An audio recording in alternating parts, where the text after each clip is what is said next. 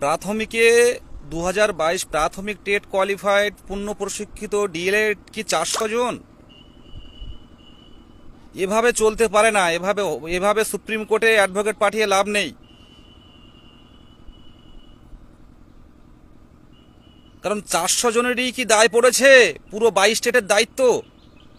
তারা ম্যাটে সাহায্য করবে, তারা পঞ্চম শ্রেণীতে সাহায্য করবে, তারা সুপ্রিম কোর্টে যাবে। এই 400 জনই, আর কেউ নেই। 30,000 ডিএলএড কোথায়? এভাবে চলতে পারে না, এটা চলতে পারে না। বিএড যেভাবে আসছে আসুক। প্রাথমিকে 2022 বিএড আসলে বুঝতে পারবেন একটা ডিএলএড টেট পাস সার্টিফিকেট কতটা জরুরি। আমি অবাক হয়ে যাচ্ছি এই কয়েকটা দিনে যে একটা সুপ্রিম কোর্টে যাচ্ছি আমরা, সেখানে মাত্র 350 এইরকম যারা ফান্ডিং করেছে। তো এটা তো ভেবে অবাক, কাদের জন্য যাচ্ছি। বারবার বলছি আজকের দিনে টেট পাস মানে আপনি ভাগ্যবান, মানে টেট কোয়ালিফাই পশ্চিমবঙ্গে বেশি হবে না। আর পঞ্চম শ্রেণীর অন্তর্ভুক্ত হলে কেউ বসে থাকবে না। এবারে যারা চাকরি পাবে এবং সামনের বারে তারা বেরিয়ে যাবে। টেট পাস আর নতুন করে পশ্চিমবঙ্গে হবে না।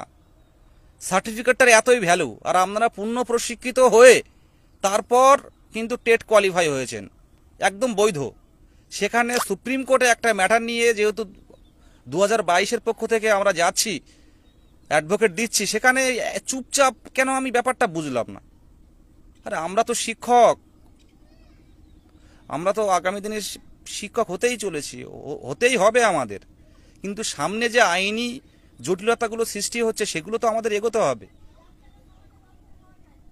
300 জন ফান্ডিং করছে সুপ্রিম কোর্টে, 300 জনই কি চাকরি করবে? আর কেউ করবে না?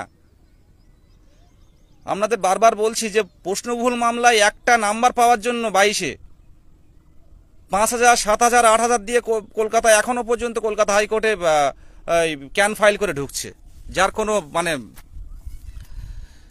যে কেসের কোনো মানে কোনো দিকই নেই। আদৌ নাম্বার বাড়বে কি বাড়বে না কেউ বলতেই পারে না। আর সেখানে একটা 22-এর টেট কোয়ালিফাই করে আছেন, সেখানে মাত্র 300 জন ফান্ডিং করবেন। এই 300 জনেরই দায়, প্রত্যেকজনকেই তো দেখতে পাচ্ছি। তারা হয় ম্যাট দিয়েছে, পঞ্চম শ্রেণী দিয়েছে, পিডিএফ কেসে দিয়েছে, রিক্রুটমেন্ট কেসে দিয়েছে, সুপ্রিম কোর্টে দিচ্ছে। বাদ বাকি তারা কোথায়? 30,000 ডিএলএড কোথায় তারা? এ তো অপ্রিয় সত্য কথা বলছি। সুপ্রিম কোর্টে কিন্তু যাব না, অ্যাডভোকেট পাঠাবো না। সুপ্রিম কোর্টে গিয়ে লাভ নেই, গিয়ে অ্যাডভোকেট পাঠানো যাবে না, যেতে পারবো না, ইচ্ছে থাকলেও যেতে পারবো না ফান্ডের অভাবে। আর বিএড আসলে দেখবেন তারা সববার আগে নিয়োগ হবে এবং তারাই আগে চাকরি পাবে। আজকে দেখতে পাচ্ছেন বিএডরা 2,000, 3,000, 4,000 দিয়ে ফান্ডিং দিচ্ছে সুপ্রিম কোর্টে যাওয়ার জন্য। সেখানে 22রা চুপচাপ ঘুমাচ্ছে, কেন বুঝতে পারছি না।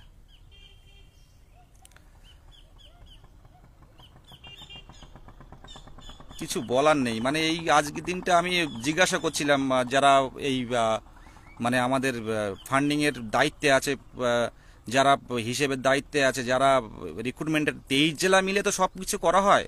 তো তাদের কাছে ফান্ডিংটা, আমরা ঐক্যমঞ্চ এমনই যে আমরা কত ফান্ডিং হলো কিন্তু আমরা জানি না। ডিপার্টমেন্ট আলাদা, মানে আমাদের যা অক্ষয় পূর্ব বর্ধমানের, ও স্ক্রিনশটগুলো নিচ্ছে, পিডিএফ ফাইল করছে সাধন, কোচবিহার এবং বীরভূম, এরকম প্রত্যেকটা ডিস্ট্রিক্টে ভাগ আছে।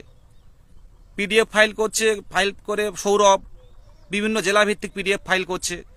এরকম 23 জেলা মিলিয়ে আমরা কাজ করি। তো গতকাল আমি জিজ্ঞাসা করছিলাম যে ফান্ডিংয়ের ব্যাপারটা কত কি হলো। তো আমি শুনে তো অবাক হয়ে যাচ্ছি, যাওয়া সম্ভব হবে না।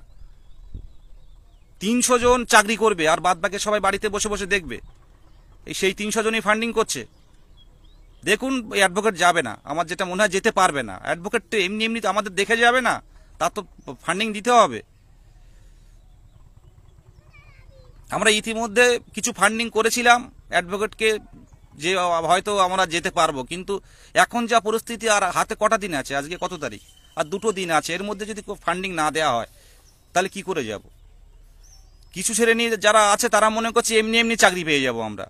আরে বিএড চলে আসলে 32-33 স্কোর হয়ে যাবে, কিছুই করতে পারবেন না 25-26 স্কোরে, 27 স্কোরে। একটা জিনিস বুঝিয়ে পাচ্ছি না যে আপনি টেট কোয়ালিফাই, পূর্ণ প্রশিক্ষিত হয়ে টেট কোয়ালিফাই করেছেন, জিনিসটার মূল্য অন্যরকম মূল্য আছে। আজকে আমাদের আন্দোলনের ফলশ্রুতি হিসেবে 23-এর কোশ্চেন টাফ এসেছিল, আর পরবর্তীকালে 24-25 যেসব টেটগুলো হবে দেখে নেবেন, কোয়ালিফাই হবে না।